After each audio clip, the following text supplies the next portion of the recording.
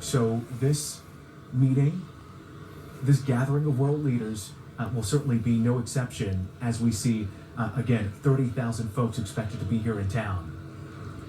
If you have followed these visits by the president before, as we often do here at ABC 7 News, you know that he often stays at the Fairmont Hotel, and that is exactly what we Say expect what to it see is, happen TV later today after he heads to that campaign reception at an undisclosed location in the city. Of course, the Fairmont in Nob Hill, and you can imagine security is very high, including road closures and parking restrictions. That will really make it kind of challenging for San Franciscans trying to get around the city. We know that there will be a massive police presence in the city. If you've driven in the city, it's really difficult not to notice the stepped up police presence.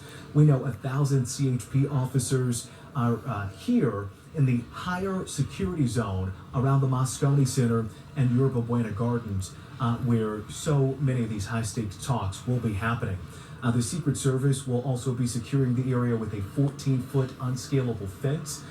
That's that kind of tall, 14-foot black fence that you've likely seen popping up around the Moscone Center and this high security zone. And you're looking at some video right here around the Moscone Center that we shot earlier as they were preparing for APAC to come into place.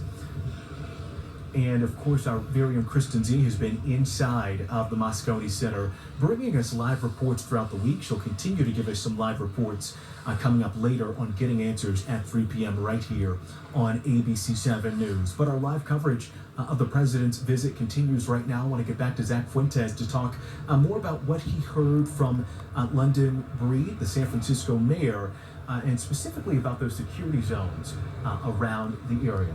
Zach.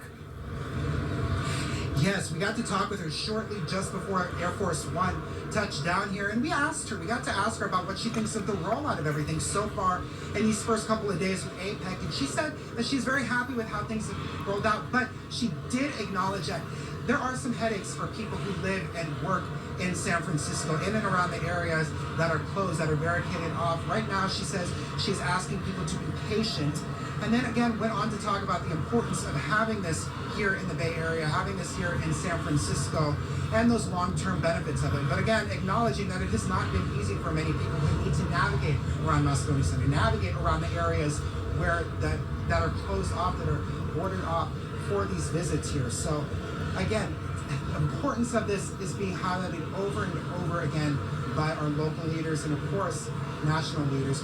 What I'm finding interesting right now is how long the visit between the president, the governor, and Mayor London Breed is lasting here on the runway. When he came here in January, it was a lot quicker. They got down to business very fast, heading over to Capitola by helicopter. And so it's very interesting to see them talking this long, and one wonders what they are talking about. If they're talking about some of the issues that are impacting us here in California, here in the Bay Area. I know a lot of those discussions will be happening, but those local issues, of course, we'd like to see touched upon as the international issues are talked about right here in the Bay Area. It looks like right now the president is moving closer to his car as those conversations continue, as that motorcade set to take off here, likely any minute. But again, the president arrived here just maybe about 10 minutes ago, having some discussions with our local leaders. Now departing, the president getting into his car right now to begin a very big itinerary, an important itinerary for the world stage, of course, here in the Bay Area, and more, Julian. It certainly is. And of course, we can't underscore the importance of the